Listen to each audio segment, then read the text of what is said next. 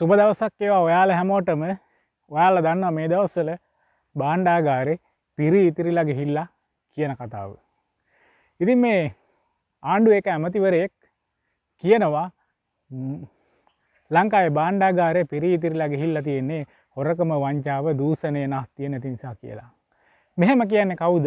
අපි හොඳින්ම හඳුනන ගොවියන්ගේ දවස්වල දුක ගැන වැඩිපුරම කතා කරපු අපේ මන්ත්‍රී කෙනෙක් ඉන්නවා නියෝජ්‍ය ඇමති නාමල් කරුණාරත්න ඇමතිතුමා තමයි මෙන්න මේ කතාව කියන්නේ. ඉතින් ඇත්තරම ලංකාවේ භාණ්ඩාගාරය පිරිලාද? අපි බලමු මොකද්ද මේ ඇමතිතුමා කියන කතාව. ඒ ඇමතිතුමා කියන විදිහට නම් ඉස්තර හිටපු කට්ටිය නැත්තම් පරණ ආණ්ඩු කරපු කට්ටියට භාණ්ඩාගාරය පුරව ගන්න බැරි වුණේ හොරකම් කරපු හින්දා දූෂණය කරපු නිසා අන්න ඒ වගේ දේවල් නිසා කියලයි මේ ඇමතිතුමා නම් අදහස් කරන දෙයින් අපිට තේරුම් ගන්න සිද්ධ වෙන්නේ. ඉතින් ඒ ඇමතිතුමා කියනවා පරණ කට්ටිය වැඩ කරේ රට ගැන නැත්නම් ජනතාව ගැන හිතා නෙවෙයි තමන් ගැන හිතලා කියලා. ඒකොළු මේ භාණ්ඩාගාරේ පිරුණේ නැත්තේ. ඇත්තරම ලංකාවේ භාණ්ඩාගාරේ පිරුණේ කොහොමද? ලංකාවේ භාණ්ඩාගාරේ පිරුණේ කිසිම හේතුවක් නිසා නෙවෙයි මේ බදු වැඩි කිරීම මත IMF එකෙන්. ඔයාලා දන්නවා ඊට ඉස්සර තිබ්බ ආණ්ඩු ඔය ප්‍රේමදාසගෙන් පස්සේ ප්‍රේමදාසගෙන් පස්සේ පත්තේ චන්ද්‍රිකාගේ ආණ්ඩුව වෙන්න පුළුවන්, රනිල්ගේ ආණ්ඩුව වෙන්න පුළුවන්, මහින්ද රාජපක්ෂ මහත්තයාගේ ආණ්ඩුව වෙන්න පුළුවන්, යහපාලන ආණ්ඩුව වෙන්න පුළුවන්. ලංකාවේ අඩුම බදු ප්‍රමාණයක් තියාගත්ත ගෝඨාභයගේ නැත්නම් බදු කප්පාදුවක් කරපු ගෝඨාභයගේ ආණ්ඩුව වෙන්න පුළුවන්.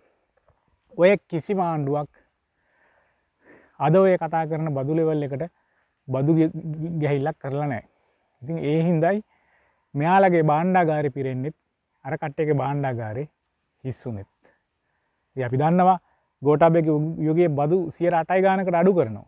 ඉතින් ලංකා ඉතිහාසයේ අඩුම අඩු කිරලා. ඉතින් ඒක එච්චර ඒ කරපු වැඩේ ඇත්තටම මෝඩ වැඩක්. නමුත් ඒ කිරීම නිසා ලංකාවේ භාණ්ඩාගාරයට මුදල් එකතු වීම අඩු වෙලා ගියා. ඒ කියන්නේ ලංකාවේ ජල ජාතික නිෂ්පාදනය 8% ගාන කියන කොච්චර පොඩි යගයක්ද කියලා බලන්නකො. ඉතින් ප්‍රේමදාස වගේ කට්ටියගේ කාලේ ඔක 120 ගණන් වල තිබ්බේ. හරිද? ඉතින් ඊට පසු කාලෙක ඉතින් ඔවා 115න් පාත වගේ තමයි තිබ්බේ. ගොඩක් වෙලාවට 111 12 13 ඔය අතර. කොහමද 115න් පාත තමයි ගොඩක් වෙලාවට තියාගෙන හිටියේ මේ බදු වගේ.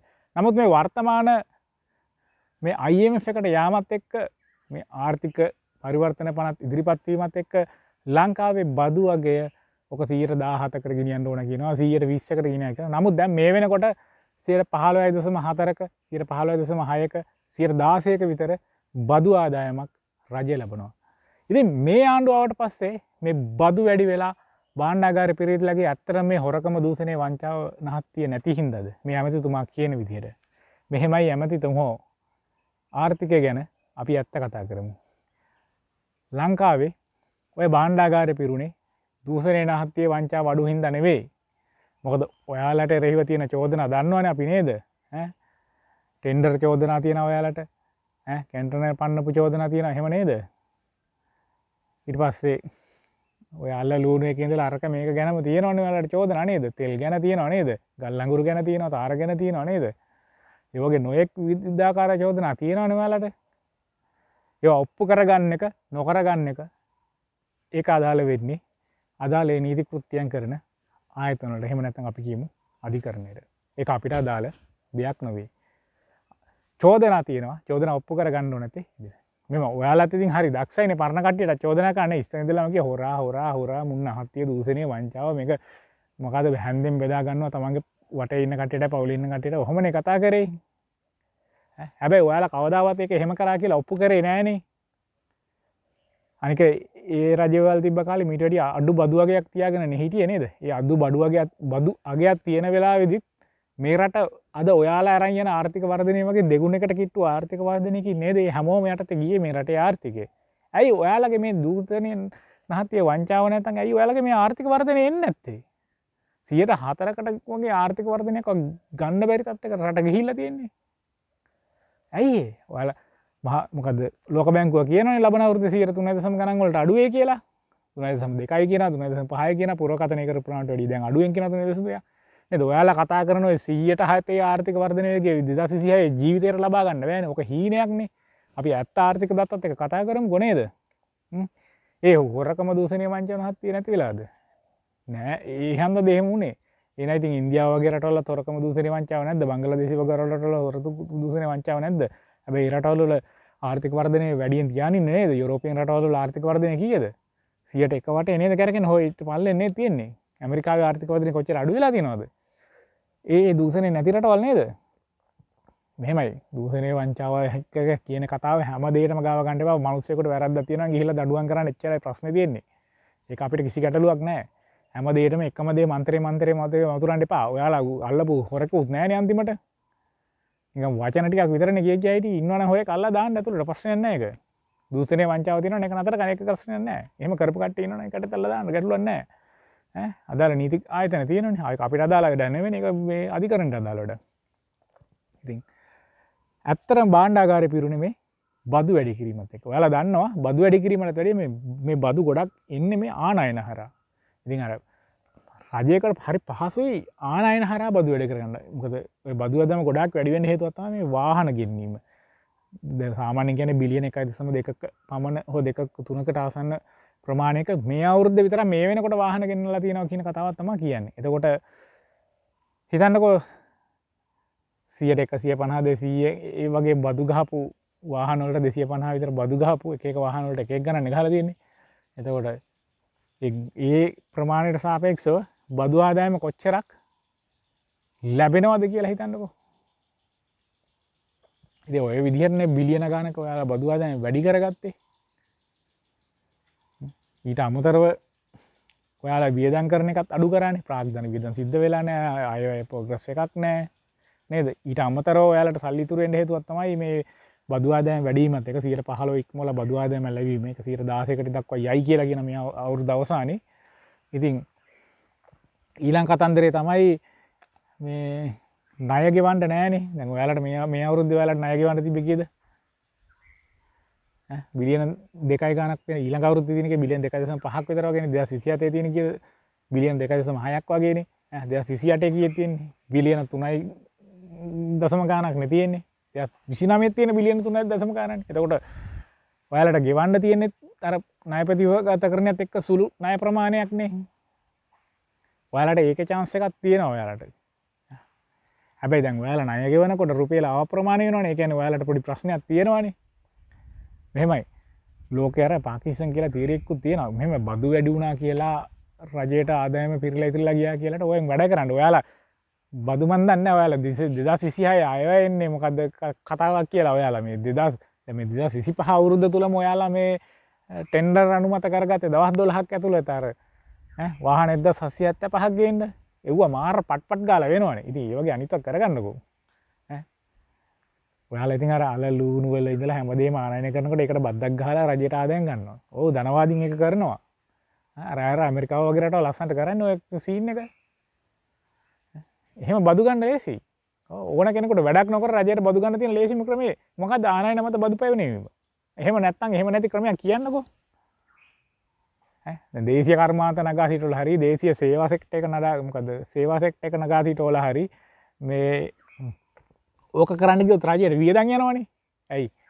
රජයේ කර්මාන්තශාලා අරක මේක ඉඳලා සේවා සෙක්ටර් එක හදනකොට මොකද යටිතල පහසුකම් හදන්න වෙනව නේද? පාරවල් හදන්න වෙනව නේද? බිල්ඩින් හදන්න වෙනව නේද? ටෙලිකමියුනිකේෂන් වගේ දේවල් දිනු කරන්න වෙනව නේද? ඒ යටිතල පහසුකම් මොකුත් ඕනේ නැහනේ. අර එන ප්‍රේෂණ ටික තියෙනවා. කරන්න තියෙන හරි සරල දෙයක්. උඹලා පිටරටින් ගෙනාපල්ලා කියලා පිටරටින් ගේන්න බද්ද පොඩක් අඩු කරන්න විතරයි තියෙන්නේ. ඒකනේ ඔය හාල් එහෙම ඔච්චර එන්නේ නේද? ලූණු එහෙම ඔච්චර එන්නේ, අල එහෙම ඔච්චර එන්නේ.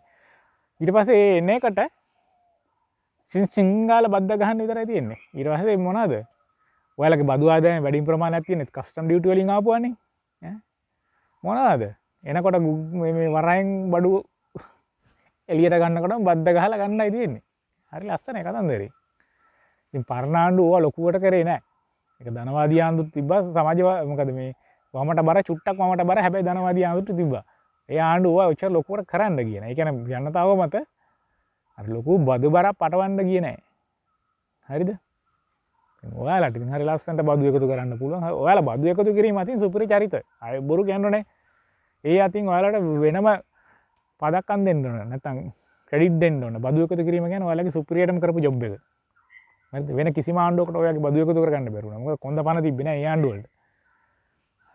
අනික ඒ දවස්වල එහෙම බදු එකතු කරා නම් ඔයාලා මොකද්ද මේ ගෝල් පේස් එකේ ක්ලිෆ්ටන් වටරවුම එහෙම ඔයාලා මොනවා නොකරයිද නේද? ඈ මේක මිනිස්සුયો ගෙනල්ලා ධම්මලා උද්ඝෝෂණ කරලා නේද? ඈ බදු ගහලා ආණ්ඩුව සූරා කරගෙන ඔයාලා ඒ කාලේ බදු ගහනකොට කිව්වේ මොකද්ද? ඔය රනිල් වික්‍රමසිංහලහට එහෙම නේද? බදු ගහනකොට කිව්වේ ඒ බදු සල්ලි අරගෙන මොකද්ද? ඈ රජයේ මැති ඇමතිවරු බදු සල්ලි වලින් සැප ගන්නවා කියලා. දැන් එතකොට ඔය වාහන ගෙනල්ලා ගන්න සැප නෙවෙයිද? දැන් ඔය ආරක්ෂකවරු එහෙම මේ වටේ තියාගෙන ඉන්නේ සැප නෙවෙයිද ඒවා? කමන්න සැප ගත්තට කමන්නේ නැහැ. මැති ඇමතිවරේ කියලා සැප ගන්න එක අපි කවුරුත් ඉරිසිය කරන්නේ නැහැ. ඔයාලා ගත්තත් ඒක අපිට ප්‍රශ්නයක්වත් නැහැ. ඔයාලා ගන්න. ඈ මොකද ඔයාලා ජනතාවනේ ඔයාලා පත් කරලා ඒවල තියෙන්නේ. ඉතින් ඔයාලා සැප ගත්තා කියලා අපිට ප්‍රශ්නයක් නැහැ. ඉතින් ඔයාලා එහෙම නෙවෙයිනේ කිව්වේ නේද ඉස්සර? ජනතාවට නැති කිසිවක් ඕනේ නැහැ. ඔය එක තමයි දැන් ඉතින් ඔයාලා බදු ගහල්ලි වලින් ඔයාලා වාහන ගේන්න අරක මේක කරන්න ගන්නේ. ඒව හරිද? ඈ අර තිබ්බ වාහන ටික අඩුවට වික්කේ නේද? ඒවා විකොල්ල මොනවද පාසල් හදනවා කියන්නේ දැන් පාසල් හැදිලා එකසේ තාම පාසල් ටිකක් නෑ වහන්න හදනවා. දැන් කෝ හද පාසල් ටික?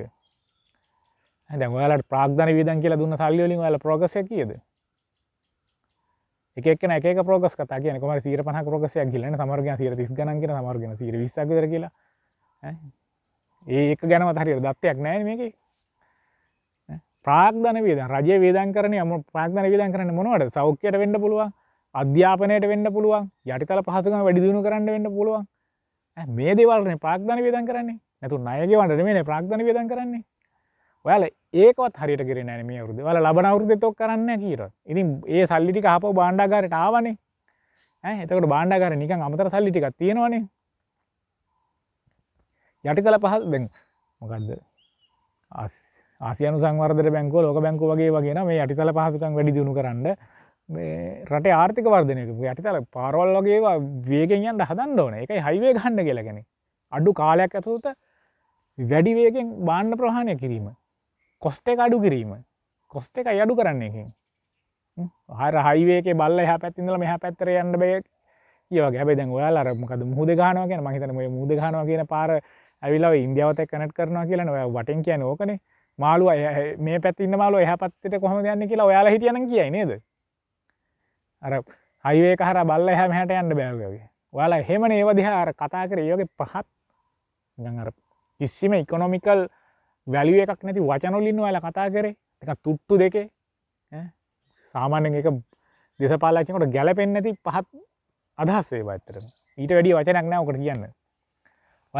ඔයාලා එහෙම කියපු ඔයාලාම තමයි ඉතින් ඔය මොකක්ද දක්ෂිණ අධිවේගී මාර්ගයේ අර මැද කොටසේම ඔයාලා මේ 3 ගුණයක් වියදම් කරගෙන හදන්නේ දැන් ඈ රුපියල් මිලියන 500 ගණක් වේදම් කරන තිබ්බ ආණ්ඩු ගත්තට වැඩිය පොලියකට අරගෙන ඕක තමයි කතන්දරේ. මෙහෙමයි යටිතල රජයක් පාග්ධන වියදම් කරන්න ඕන. මේවා වේදම් මොකුත් නොකරත් ඈ ණයවත් හරියට ගෙවන තත්ත්වයකට රට ඇවිල්ලා නැහැ නේ තාම. ඔයාලට නෙමෙයි ඔය ප්‍රශ්න වලට මුහුණ දෙන්න වෙන්නේ. ඊළඟට එන ආණ්ඩු වලට. එතකොට ණය වාරිකේ වැඩිපුර ගෙවා ගන්න සිද්ධ වෙන්නේ. දැන් ඔයාලගේ භාණ්ඩාගාරේ පිරිවිදිරනකොට ඔය කොහොමද අර ණය ට්‍රිලියන් එකකින් විතර වැඩි වෙන්නේ නේද?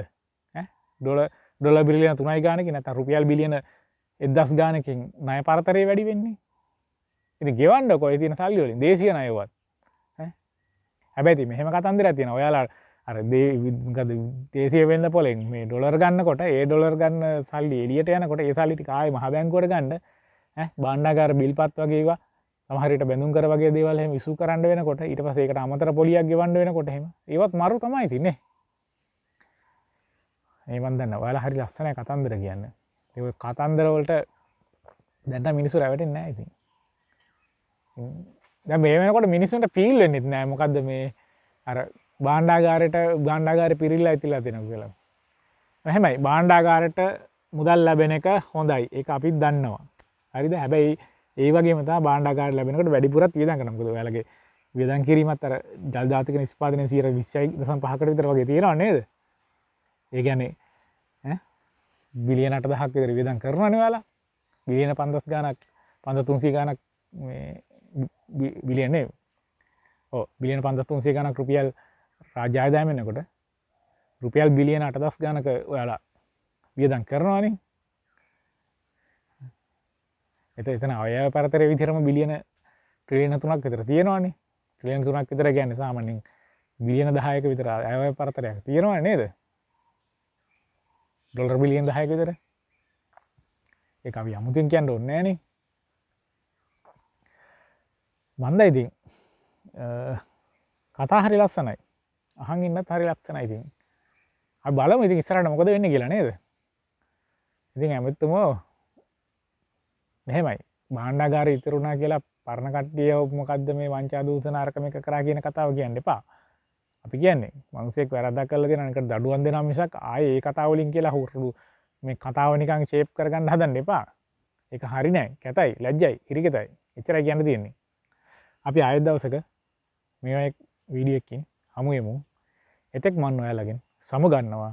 මම ප්‍රදීප් මොදසාන්.